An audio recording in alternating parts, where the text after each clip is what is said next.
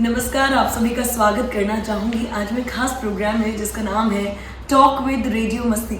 मैं हूँ आरजे पारुल आपके साथ, और इस शो में हमारे साथ बहुत वाइब्रेंट और ख़ास पर्सनालिटीज़ आती हैं। और आज हमारे साथ हैं बहुत खास personality, director general of anti corruption department. अगर मैं हिंदी में दोहराऊँ तो भ्रष्टाचार निरोधक विभाग के महानिदेशक हैं हमारे साथ, डॉक्टर रवि प्रकाश मेहरड़ा। सर, आपका बहुत स्वागत करना चाहूँगी कि आप अपना इतना वैल्यूएबल टाइम निकाल के हमारे लिए आए। आपके जो शुभ वचन है, शुभ वाणी है, शायद हमारे प्रोग्राम के लिए बड़ी खास होगी। आपका बहुत स्वागत है। धन्यवाद। आज आपके माध्यम से मैं जनता तक पहुंच पा रहा हूँ, विशेषकर उन जिलों में जहां मैं कभी एसपी रहा हूँ। बड़ी अच्छी यादें हैं, मधुर यादें हैं गंगानगर की और उस एरिया की। उसी एरिया में आप लोगों की ये आवाज़ मेरे लोगों तक पहुंचेगी, तो मुझे पूरा विश्वास है कि इस मौके का मैं भरपूर अपने डिपार्टमेंट के लिए उसका फ़ायदा उठा पाऊँ। बिल्कुल, सर ने बिल्कुल सही कहा कि डॉक्टर रवि जो हैं वो गंगानगर जैसे एरिया में, क्षेत्र में, शहर में एसपी के पद पर रह चुके हैं, और बड़े से बड़े और छोटे से छोटे क्षेत्र में बड़े लाभदायक काम इन्होंने किए हैं। सर, जैसे कि आप करप्शन डिपार्टमेंट से हैं, और अगर मैं जनरल लोगों की डेफिनेशन की बात करूं या परिभाषा की बात करूं, तो शायद आज एज अ नॉर्मल इंसान मेरे लिए भ्रष्टाचार की डेफिनेशन सिर्फ इतनी है कि सार्वजनिक शक्तियां जो हैं उनका निजी लाभ के लिए दुरुपयोग करना। मगर आप एंटी करप्शन डिपार्टमेंट से, तो शायद आपके लिए परिभाषा थोड़ी सी खास होगी, अलग होगी, जो मैं आपसे सुनना चाहूँगी। आप सही कह रही हैं। देखिए, एक कॉमन मैन के पर्सपेक्टिव से और आम आदमी के पर्सपेक्टिव, और हम सब के अगर बात करें, तो भ्रष्टाचार जो है कोई भी ऐसा कृत्य है जिसमें आपको वो चीज़ जेन्युइनली आप उसके लिए भागीदार नहीं है। मतलब उसके लिए आपको जो नहीं मिल सकती वो, जब तक आप मेहनत नहीं करें। तो वो कोई ऐसी चीज़ जो बिना मेहनत किए मिल जाए और इल्लीगल चीज़ हो, चाहे वो पैसे के रूप में हो, चाहे गिफ्ट के रूप में हो, चाहे आप देखते हैं कि हमारे परवरिश में भी कई बार ये चीज़ होती है कि बच्चे को अगर कुछ काम करवाना हो तो उसका कि भाई तू ये टास्क कर ले, होमवर्क कर ले तो ये टॉफ़ी मिलेगी जी। तो एक तरह से गिव एंड टेक वाला वो एक जो सिस्टम है बच्चे के जहन में कई बार शुरू से आ जाता है। और फिर पब्लिक लाइफ में भी आप देख रहे हैं कि जिस तरह का हमारा सिस्टम है, जिस तरह का स्ट्रक्चर है, उसमें सोसाइटी में भी आपने देखा होगा। और ये एग्जाम्पल मैं देना चाहूँगा कि कई बार रिश्ते की बात जब होती है तो ये कहा जाता है कि साहब अच्छा कितना कमाता है, किस नौकरी में है, तो और फिर एक प्रश्न और पूछा जाता है कि अच्छा ऊपर की कमाई कितनी है। तो ये हमारे एक सामाजिक सोच में भी ये चीज़ आई कि ये कोई बुरी चीज़ नहीं है। ऊपर की कमाई मीन्स गलत तरीकों से कमाया हुआ पैसा जो उसके वेतन के अलावा है। तो हमारे सामाजिक मूल्यों में भी ये चीज़ धीरे धीरे ऐसी आ गई, और बहुत से लोगों को लगता है कि ये बहुत ही नॉर्मल बात है। रही बात एंटी करप्शन ब्यूरो की डेफिनेशन कहाँ से आती है भ्रष्टाचार की, तो वो हमारा प्रिवेंशन ऑफ करप्शन एक्ट 1988 का एक्ट है, और उसमें 2018 में एक संशोधन हुए छोटे मोटे। तो आज हम उसी एक्ट के परिधि में भ्रष्टाचार निरोधक ब्यूरो काम करता है, और उसमें जो भी डेफिनेशंस हैं भ्रष्टाचार की, उसमें एक तो है कि रंगे हाथ हम पकड़े, किसी को पैसा लेते देते रंगे हाथ पकड़ ले, तो वो तो एक बहुत ही ओपन एंड शट केस होता है। इसके अलावा पद का दुरुपयोग, अनड्यू एडवांटेज। मैं किसी पद पे बैठा हूँ और मैं किसी को ऐसा लाभ दूं जिससे सरकार को हानि हो, उसको लाभ हो, और आम पब्लिक का जो हक है वो मारा जाए। फॉर एग्जाम्पल, अगर कोई टेंडर है तो टेंडर जब फ्लोट करते हैं तो उसमें ऐसा कोई कंडीशन रखें तो केवल एक फर्म के लिए फ़ायदेमंद हो, और वही फर्म उस टेंडर में L1 सबसे कम कीमत दे, और उससे फ़ायदा सरकारी अधिकारी को होता है नहीं होता है जैसा भी है। बट ये पीसी एक्ट प्रिजम्पशन करता है कि ये आपने फ़ायदा देने के लिए, अनड्यू एडवांटेज देने के लिए ये कृत्य किया है। और तीसरा जो हमारा इसमें डेफिनेशन है वो है आय से अधिक संपत्ति।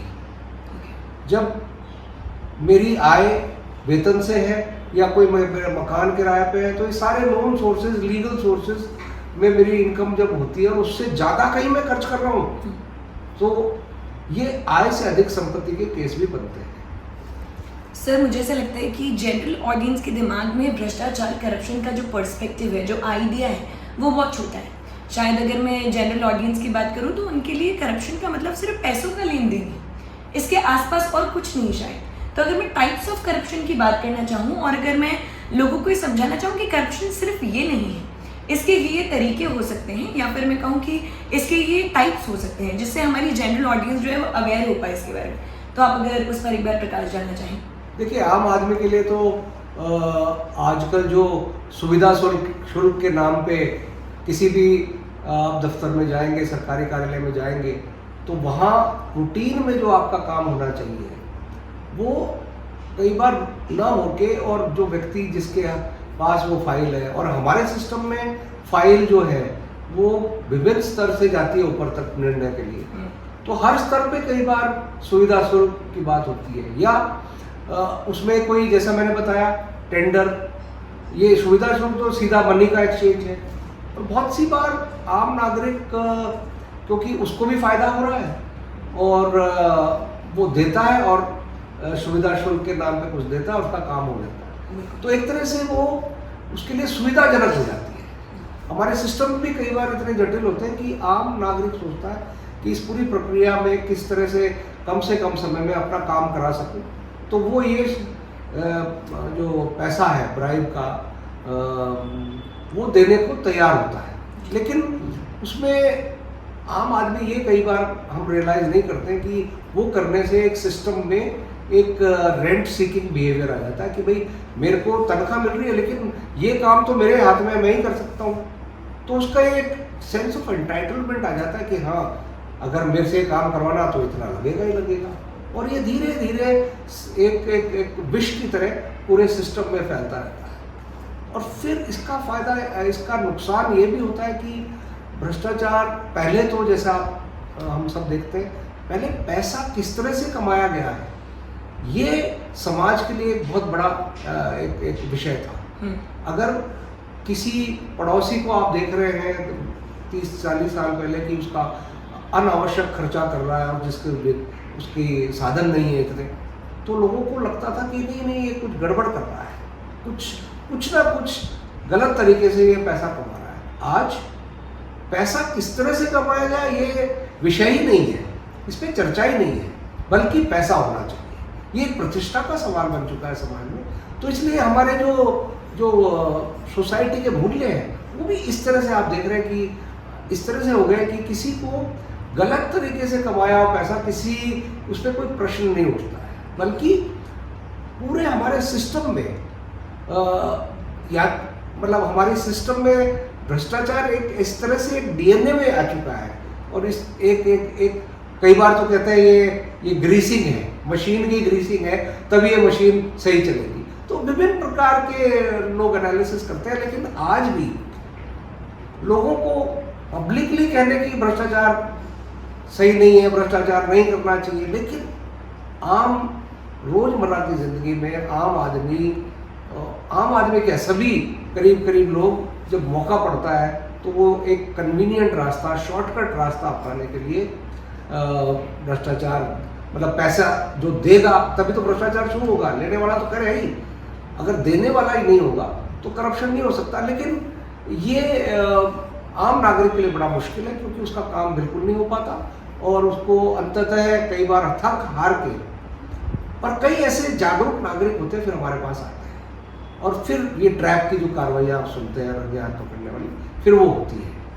और जैसा कि मैंने कहा, ज़्यादातर जो बड़े प्रोजेक्ट्स में उसको एक पद के दुरुपयोग के रूप में, वो सीधा चाहे कैश का ट्रांजैक्शन नहीं हो, लेकिन बड़े अमाउंट्स हवाला के थ्रू कहीं चले जाते हैं, या ज़मीन खरीद ली जाती है, या कुछ और रूप में लिया जाता है। क्रिप्टो करेंसी आजकल आ गई है, तो नए नए आयाम, नए नए तरीके बदलते जा रहे हैं भ्रष्टाचार। तो ये और अब आप आने वाले समय में भी जो भी तरीके होंगे वो बदलते जाएंगे, और टेक्नोलॉजी का ज़माना आ रहा है। कई बार लोगों को आदान प्रदान जो पैसे का करना है वो भी आसानी से है। फाइनेंशियल ट्रेल कई बार लोग इतनी बना लेते हैं कि एक अकाउंट से दूसरे अकाउंट से साइबर क्राइम भी होते हैं, भ्रष्टाचार भी होता है। सर आपने बिल्कुल सही कहा कि भ्रष्टाचार करप्शन हमारे सिस्टम में मतलब हमारे जो स्ट्रक्चरल फ्रेमवर्क में नींव जैसा है, एक घर की नींव जैसे होती है। तो शायद जैसे हम छोटे बच्चों का एग्जाम्पल लें कि मम्मा स्कूल भेजने से पहले वो लालच दे देती हैं कि स्कूल चले जाओ, ये 5 रुपये पकड़ो, ये 10 रुपये पकड़ो, तो ठीक वैसा ही है। ये बहुत छोटे लेवल से हमारी सोसाइटी में सामाजिक स्तर पर इस तरीके से घुस गया है, इनकलकेट हो गया है कि शायद अब उससे निकलना बहुत मुश्किल है। तो उस पर आपका क्या विचार है कि किस तरीके से हम अपना स्ट्रक्चरल फ्रेमवर्क हमारे सामाजिक लेवल पे स्तर पर उस चीज़ को धीरे धीरे ठीक कर सकते हैं? देखिए, एक तो क्योंकि फाउंडेशन जो भी मूल्यों की है वो घर पे, तो पहला स्कूल बच्चे का घर ही होता है जी। और वो इम्प्रेशनेबल ईयर्स है किसी भी बच्चे के, जब वो 3-4 साल का होता है और घर रहता है, और वो उस समय जो इम्प्रेशन घर में पड़ते हैं वो बहुत इंपॉर्टेंट होते हैं। और उसके बाद स्कूल जब जाता है बच्चा, दूसरों से इंटरेक्ट करता है, टीचर से इंटरेक्ट करता है, तो मेरा मानना है कि इनिशियल लेवल पे ही स्कूलों में और घरों में कुछ जो बातें अपन कर रहे हैं उनके बारे में उनको वैल्यूज़, मूल्य आधारित कि भाई गलत काम नहीं करना है ज़िंदगी में, जो आपको ड्यू है, जितनी आपने मेहनत की उतना ही मिलेगा, उससे एक्स्ट्रा अगर आपको चाहिए तो और मेहनत करनी पड़ेगी और बड़ा काम करना पड़ेगा। लेकिन जिस पद पे आप हैं, और आजकल क्यों लोग सरकारी नौकरियों के कई बार पीछे पड़ते हैं, खैर उसका जो रीज़न है वो ये भी है कि स्थायी नौकरी है, नौकरी से निकालना मुश्किल है, फिक्स्ड इनकम है, अच्छी तनख्वाह भी अच्छी है 6th पे कमीशन के बाद, 7th पे कमीशन के बाद। लेकिन उसके अलावा एक पहलू है जो कभी चर्चा नहीं होती है, और वो पहलू ये है कि बहुत से जो सरकारी कर्मचारी अधिकारी जब सर्विस में आते हैं तो उनको ये अंदाज़ा हो जाता है कि मेरे लिए क्या स्कोप है इसमें अपना पर्सनल बेनिफिट और इसमें और धन कमाने का। तो ये बच्चों को शुरू से ही हमें इनकलकेट करना पड़ेगा। उसका किस तरह से पाठ्यक्रम में वो समाहित हो, ये तो एक्सपर्ट्स के लिए विषय होगा, लेकिन निश्चित रूप से करना चाहिए। दूसरा मेरा मानना है कि हमारी पब्लिक लाइफ, और पब्लिक लाइफ मतलब सारे जो एग्जाम्पल्स हैं वो आज एग्जाम्पल्स होने चाहिए किसी भी युवा के सामने जिसमें व्यक्ति जो है वो बिल्कुल भ्रष्टाचार से अलग है और वो सही काम करता है। तो आज रोल मॉडल भी बदल रहे हैं, तो रोल मॉडल भी हमें सोसाइटी में डेवलप करने पड़ेंगे। और एक विरोधाभासी जो हमारा एटीट्यूड है, जो हमारी एक तरह से मैं तो कहूँगा हिपोक्रेसी, कई बार हम करप्शन के बारे में बहुत बड़ी बड़ी बातें करते हैं पब्लिक लाइफ में, सब जगह सब लोग करते हैं, लेकिन जब बात आती है भ्रष्टाचार को रोकने की तो उसमें, या फिर नहीं लिप्त होने की, तो उसमें हम अक्सर देखते हैं कि वो एक तरह से जो वो प्रीच करते हैं पब्लिक में या लोगों को बोलते हैं, वो शायद वो प्रैक्टिस नहीं करते। तो मतलब लोग देखते हैं कि भाई जब ये लोग प्रीच कर रहे हैं, कह रहे हैं और नहीं कर रहे हैं, तो आम जन को भी लगता है कि फिर हम क्यों इनकी बातों को माने, और फिर एक जनरल वो आ जाता है एक्सेप्टेबिलिटी अबाउट करप्शन। सर बिल्कुल सही कहा आपने कि जनरल एक्सेप्टेबिलिटी है, ये जनरल ह्यूमन टेंडेंसी है गलत की तरफ आगे बढ़ना। सर मगर इसके अवेयरनेस के लिए, मतलब करप्शन ना हो इसके लिए ना जाने कितने लॉज हैं, न जाने कितनी मीडिया अवेयरनेस है, ना हमारे कितने सारे जो अथॉरिटीज़ हैं उन्होंने न जाने कितने सारे कैंपेन्स किए हैं। अगर मैं अभी रिसेंटली बात करूँ तो शायद आपके विभाग ने बहुत ज़्यादा एंटी करप्शन के खिलाफ एक मुहिम जैसी चलाई, पोस्टर्स लगाए, मगर जैसे कि लोगों में आक्रोश देखा गया, वो पोस्टर्स फाड़े गए, उनको गलत तरीके से डिसरिस्पेक्ट किया गया। तो अब इस लेवल पे क्या किया जाए कि हम हर जगह आक्रोश, अग्रेशन लोगों का देख ही रहे हैं, तो इस चीज़ से कैसे निपटा जाए? देखिए, जब किसी के इंटरेस्ट पे मेरे को अगर आज कुछ लाभ मिल रहा है और उस लाभ पे कोई अगर चोट करता है, गलत लाभ मतलब, तो निश्चित रूप से मुझे गुस्सा आएगा। तो जो भी जिन्होंने भी पोस्टर फाड़े हैं, इसका मतलब उनको ये तकलीफ है कि भ्रष्टाचार निरोधक ब्यूरो कोई कार्रवाई करे उनके विभाग में या उनके ऑफिसेज में। और अगर आपका कुछ लेना देना नहीं है तो आपको भी एक एज ए सिटीजन, ये तो आपकी सिविक ड्यूटी है कि आप उन पोस्टरों के बारे में अपने विभाग में लोगों को बताएं कि भाई बिल्कुल सही पोस्टर लगाया है, और इस पे अपने को, क्योंकि उसमें हेल्पलाइन है, दो हेल्पलाइन है, 1064 और एक है 9413502834। ये व्हाट्सएप नंबर है, बहुत कॉलिंग भी कर सकते हैं, उसमें मैसेज भी कर सकते हैं। तो ये एक आम जन के लिए एक बहुत बड़ी सुविधा है। और हमारे इस कॉल सेंटर टाइप के जो हमारा ये 2 नंबर्स हैं, इसमें इतने कॉल्स आते हैं, बहुत से कॉल्स तो रेलिवेंट नहीं होते हैं, लेकिन ये तो एक जब इस तरह की हेल्पलाइन होती है तो ये स्वाभाविक है। लेकिन कई बार बहुत अच्छी सूचनाएं इस पर आती हैं, हम लोगों को कहते भी हैं कि भाई आपकी जो जानकारी है गुप्त रखी जाएगी। तो इस तरह विभाग में ये करना ठीक नहीं। मैं तो ये भी मानता हूँ कि जो भी, और मैंने कई बार जिक्र भी किया है मीटिंग में, कि विभागाध्यक्ष जो हमारे हैं, ये उनकी भी जिम्मेदारी है।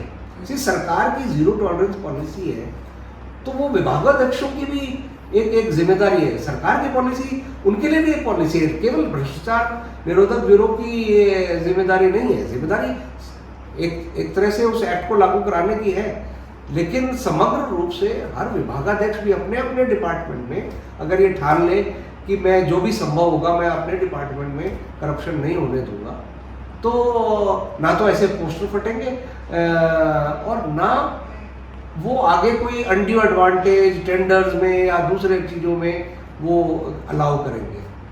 तो ये एक जो समग्र, ये मल्टी स्टेक होल्डर की लड़ाई है, युद्ध है एक तरह से। केवल भ्रष्टाचार निरोधक ब्यूरो का ये वो नहीं है। जिस तरह से साइबर क्राइम केवल पुलिस की समस्या नहीं है, ये समस्या सबकी है और सबको इस पे अपना अपना योगदान देना पड़ेगा। तो इसी तरह भ्रष्टाचार के विरुद्ध जो मुहिम है और सरकार की जो 0 टॉलरेंस पॉलिसी है, उसको सफल बनाने के लिए सभी को आगे आना। बिल्कुल सही कहा सर आपने, कोई ये व्यक्तिगत बात नहीं है, ये एक ऐसी बात है जिस पर सबको ध्यान देना चाहिए। मगर सर कुछ 4 शब्द हैं जो मुझे ऐसा लगता है कि इंटरनली डिपार्टमेंट में भी एग्जिस्ट करते होंगे और शायद बाहर के लोगों में भी, पावर, प्रेफरेंस, प्रिविलेज और पेमेंट। तो अगर पावर, प्रिविलेज और प्रेफरेंस और पेमेंट सही हाथों में होगा और अगर सही हकदारों के पास होगा, तो मुझे ऐसा लगता है कि बहुत सारी चीज़ें सॉर्टेड होंगी, बहुत सारी चीज़ें अच्छी होंगी। तो इस पर आपका क्या विचार है? बिल्कुल पारुल जी, आपने बहुत अच्छी परिभाषा 4 P's की दी है और आपने बिल्कुल उसको सम अप कर दिया जो मैं कहना भी चाह रहा हूँ कि डिस्क्रिशन गवर्नमेंट में ज़रूरी होता है कई बार, लेकिन डिस्क्रिशन, विशेषाधिकार बहुत ही तरीके से, बहुत ही सोच समझ के इस्तेमाल करना चाहिए। और डिस्क्रिशन आपका है तो जनता की भलाई के लिए है, कोई नीडी के लिए है, ताकि आप उन रूल्स और कायदे कानून से हट के किसी नीडी सिटीजन का आप भला कर सको। लेकिन अगर उसको एक भ्रष्टाचार का जरिया बना लिया जाए तो फिर उस तरह के जो विशेषाधिकार, डिस्क्रिशंस और जो ओपेकनेस है उसको खत्म किया जाना चाहिए। इसलिए सरकार में धीरे धीरे अब ये बात मानी जा रही है कि जो ट्रांसपेरेंट सिस्टम्स हैं वो बहुत ज़रूरी है। जब सब कुछ ट्रांसपेरेंट है, आदमी को पता है कि मेरा ये कागज जाएगा, इसके पास जाएगा, इतने दिन में क्लियर होगा, इसका इतना गवर्नमेंट की फीस है वो मैंने जमा करा दी है और इस तारीख को मेरे मोबाइल पे आ जाएगा कि आपका ये हो गया, आकर कलेक्ट कर लीजिए, या उसकी डिजिटल कॉपी मेरे पास आ गई। तो जितना कम ये जो पब्लिक डिलीवरी सिस्टम्स है, जितना कम इंटरेक्शन एक नागरिक का होगा विभाग से या उस कर्मचारी से, उतना करप्शन को रोकने में फायदा होगा। क्योंकि जहां डिस्क्रिशन और ये मिलने का काम, मेरी फाइल कहाँ है, ये कहाँ है, तो उसमें बड़ी समस्या है। क्योंकि फाइल्स का सिस्टम भी गवर्नमेंट ऑफ राजस्थान ने ई-फाइलिंग सिस्टम कर रखा है और फाइल का अवधि भी मॉनिटर होती है कि भाई कितना, कौन सी फाइल कितनी जल्दी निपटेगी।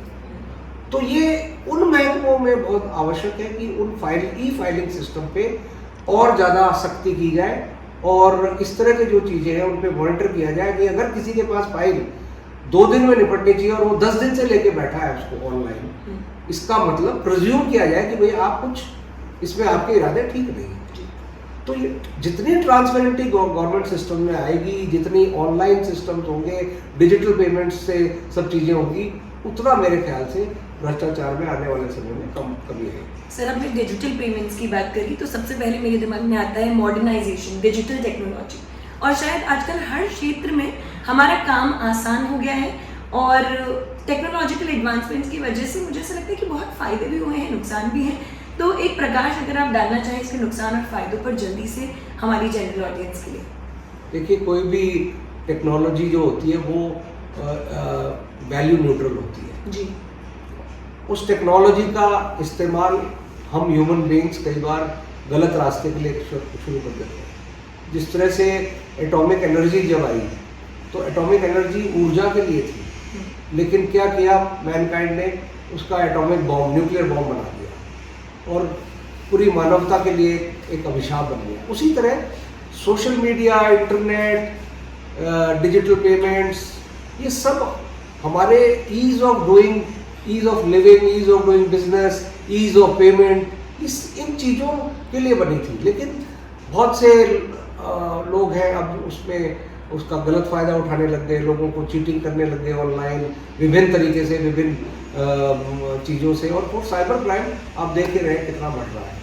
तो ये इसका नुकसान भी है। तो इसका तो यही है कि भी आम नागरिक जागरूक रहे और अपनी जो प्राइवेट डेटा है उसको सिक्योर रखें, और जो भी तरीके बताए जाते हैं अननोन लिंक्स पे लिंक वो नहीं करें, अननोन कॉल्स को नहीं उठाएं, अननोन वीडियो कॉल्स को नहीं उठाएं।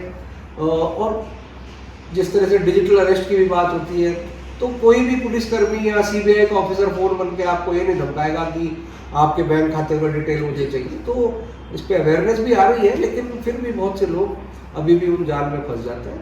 तो ये सभी आम नागरिक के लिए, सभी के लिए ये बात होनी चाहिए, और अच्छे अच्छे पढ़े लिखे लोग भी कई बार इसमें है। तो ये सावधानी बरतने वाली चीज़ है। जिस तरह से अब हम हाईवे पे चलते हैं, हाईवे पे हमें पता है कि किस तरफ चलना है, और हमें ये भी ध्यान रखना है कि कोई दूसरा गलती करके हमारा एक्सीडेंट भी कर सकता है। तो बड़ा केयरफुली हमें हाईवे पे चलना है। इसी तरह से जो साइबर हाईवे है, साइबर हाईवे पे सब चलते हैं आजकल, सब मोबाइल यूज़ कर रहे हैं, डिजिटल पेमेंट्स कर रहे हैं। तो इस साइबर हाईवे के कुछ नियम हैं, इसके कुछ सावधानियाँ हैं, वो बरतनी बहुत आवश्यक है। बिल्कुल सर। सर, जैसे करप्शन की रिपोर्ट अगर कोई गलत कर रहा है किसी के खिलाफ, यानी कि मैं कह सकती हूँ आम भाषा में झूठी रिपोर्ट की गई है, तो डिपार्टमेंट उस चीज़ से कैसे डील करता है?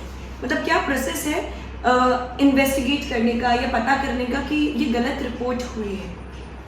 देखिए, हम कोई भी जो सूचना आती है सिरे से उसको गलत नहीं ठहरा सकते जी। उस पर निश्चित रूप से छोटी मोटी जांच तो होती है, लेकिन बहुत सी जांचें हमें लगता है फ्रिवलेस है और मोटिवेटेड है, तो हम वो विभाग को फॉरवर्ड कर देते हैं या फाइल कर देते हैं। तो हम उसको एंटरटेन ज़्यादा नहीं करते। उन्हीं रिपोर्ट्स पे हम कॉग्निजेंस लेते हैं जिसमें हमें लगता है कि हाँ, इसमें कुछ स्कोप है जांच करने का, भ्रष्टाचार हुआ है और इसको हम जांच कर सकते हैं, एफआईआर दर्ज कर सकते हैं, उसी को हम लेते हैं। बाकी बहुत सी चीज़ें हमें अपने अनुभव के हिसाब से लगता है तो उसको हम या तो दाखिल दफ्तर कर देते हैं या संबंधित विभाग को भेज देते हैं। तो ये तो इनिशियल स्टेज पे ही हम फिल्टर कर लेते हैं, लेकिन उसके बावजूद भी कई बार झूठी शिकायतें हो जाती हैं। लेकिन ये परसेंटेज क्योंकि हम लोग पहले पी दर्ज करते हैं तो ये लगभग हमें पता चल जाता है। तो भ्रष्टाचार निरोधक ब्यूरो में गलत किसी को फंसाना केसेस कम होते हैं, और होते हैं तो फिर उसके विरुद्ध हम कोर्ट में कार्रवाई करते हैं। सर, आज का युवा सशक्त है, आज का युवा बहुत सारे पहलुओं को समझता है। मुझे ऐसा लगता है कि जितना नेगेटिव क्राइम रेट है, या फिर मैं कहूँ कि नेगेटिव क्राइम रेट तो शायद गलत शब्द होगा, क्राइम रेट जितना युवाओं के बीच में हो, और अगर मैं करप्शन की बात करूँ पर्टिकुलरली, तो वो भी युवाओं में बहुत ज़्यादा है। तो उस पर आपका क्या टेक है कि किस तरीके से हम युवा को समझा सकते हैं, या फिर थोड़ा सा मतलब इस तरीके से डेवलप कर सकते हैं उनमें स्किल्स की, शायद आगे जाकर वो अपने अपने डिपार्टमेंट्स में या फिर सार्वजनिक स्तर पर कुछ खराब ना करें? देखिए, sense of duty, sense of discipline और सिविक ड्यूटी जी, ये ऐसी चीज़ें, जैसा मैंने कहा कि शुरू में बचपन में ही स्कूलों से, क्योंकि फाउंडेशन स्कूल में पढ़ता है, कॉलेज तक आते आते तो करीब करीब बाद में बहुत कुछ, और आजकल के डिजिटल युग में सोशल मीडिया में लोग बहुत जल्दी सारी इन्फॉर्मेशन उनके पास होती है। तो ये शुरू में जब वो बच्चा बिल्कुल रॉ, उसका इम्प्रेशनेबल माइंड है, उसी समय ये सारे वैल्यूज़ किसी ना किसी रूप में से इनकलकेट होने चाहिए। और युवाओं को देखिए हमें स्किल करना पड़ेगा। एक तो कई बार क्या होता है कि अनएम्प्लॉयमेंट की वजह से और खाली बैठे रहने की वजह से बहुत से जो ऊर्जा उनकी है वो गलत कामों में चली जाती है। तो उनको एम्प्लॉय करना पड़ेगा उनको। और एम्प्लॉयमेंट करने के तरीके क्या है, खैर मैं इस पर एक्सपर्ट नहीं हूँ, बट हमारे भारत की करीब करीब 50% आबादी अब बिटवीन 15 to 50 ईयर्स की एज की है। तो there is a huge potential for development अगर इनको हम सही स्किल दे पाए, स्किल डेवलपमेंट कर पाए। अदरवाइज देखिए अनएम्प्लॉयमेंट के कारण बहुत से सोशल इश्यूज, बहुत से अनरेस्ट, बहुत सी चीज़ें दूसरी पनपती हैं।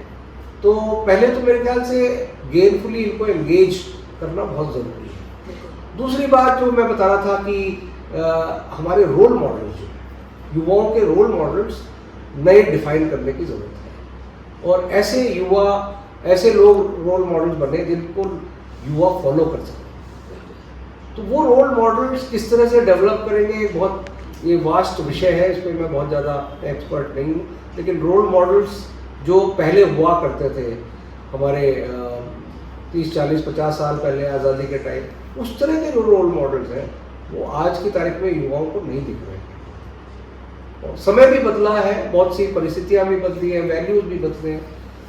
तो वो करने की आवश्यकता है ताकि युवाओं को अपना एक भविष्य दिखे और उस भविष्य को देश के विकास, प्रगति और देश का पूरे विश्व में क्या स्थान है उन सब चीज़ों से जोड़ के, जो कि मेरे ख्याल से हमारे सभी कर भी रहे हैं हमारे नेता, हमारे लीडर्स, तो उसी दिशा में एक काम चल भी रहा है और आगे भी होना चाहिए। भ्रष्टाचार एक ऐसी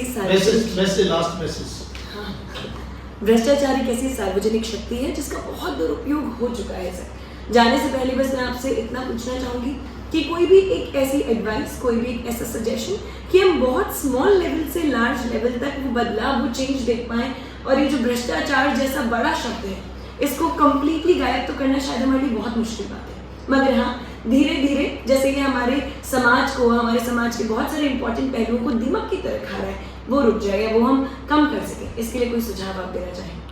देखिए कोई भी सिस्टम, कोई भी भ्रष्टाचार निरोधक ब्यूरो, CBI, कोई भी एजेंसी 100% भ्रष्टाचार को नहीं मिटा सकती, क्योंकि ये बहुत कॉम्प्लेक्स विषय है और हर चीज़ में कोई एजेंसी या पुलिस एजेंसीज जाके देख भी नहीं पाती है। तो एक होना ये चाहिए कि हमें एक पब्लिक डिबेट, पब्लिक कैंपेन्स और बार बार इसको स्ट्रेस करना चाहिए कि भाई ना तो पैसा लें ना पैसा दें। और जैसा कि मैंने कहा पब्लिक सिस्टम्स जो हैं, गवर्नमेंट के सिस्टम, वो अधिक से अधिक ट्रांसपेरेंट हो, ऑनलाइन हो, ताकि आम आदमी को जब ट्रांजैक्शन करना हो, गवर्नमेंट से कोई अप्लाई करना हो, तो वो उनको आसानी से मिल जाए। प्लस जो हमारा टैक्स का पैसा है, जो पब्लिक वर्क्स में लगता है, वो सभी के टैक्स का पैसा है। तो पब्लिक को भी ये एहसास होना चाहिए कि हमारा टैक्स का पैसा गवर्नमेंट के पास है, जिससे कि डेवलपमेंट और प्रोजेक्ट और ये चल रहे हैं। तो प्रश्न हर समय पूछने चाहिए कि भाई हमारे पैसे का सदुपयोग हो। वो सब ऑप्टिमल, एक प्रोजेक्ट बहुत अच्छा बन रहा है, पुल अच्छा बन रहा है, अगर वो बिल्कुल सही बने, सही मानक से बने, उसमें कोई भ्रष्टाचार नहीं, तो उसकी टॉप क्वालिटी का पुल बनेगा। लेकिन अगर कहीं ना कहीं कटौतियाँ हुई हैं भ्रष्टाचार के रूप में, तो वो सब स्टैंडर्ड क्वालिटी का बनेगा। और ये आम आदमी सभी उस सड़क को यूज़ करेंगे, पुल को यूज़ करेंगे, और भी कोई बड़ा प्रोजेक्ट होगा जो बनेगा, तो ये सब ऑप्टिमल जो हमारा हमें मिलता है पब्लिक को, पब्लिक गुड्स के रूप में, उनको जितना हो सके उसमें आप करप्शन कम होगा, तो हमारी क्वालिटी जो है सिस्टम में वो बढ़ेगी और हमारे टैक्स का पैसा जो पब्लिक मनी है उसका वैल्यू फॉर मनी उन प्रोजेक्ट्स में आएगा। कहते हैं कि सच कड़वा होता है, मगर सच तो यही है कि भ्रष्टाचार एक इतनी बड़ी समस्या है कि उसको एक दिन में नहीं हटाया जा सकता। शायद हम सब लोग मिलकर प्रयास करेंगे, तब जाकर हम इतनी बड़ी सामाजिक कुरीति को या फिर इतनी बड़ी एक मेजर प्रॉब्लम को हम रिजॉल्व कर पाएंगे, सॉल्व कर पाएंगे। Thank you so much sir for your valuable time. आपकी नॉलेज शायद हम सभी लोगों के लिए बहुत बहुत बहुत महत्वपूर्ण है इस बड़ी समस्या से निपटने के लिए। Thank you so much sir.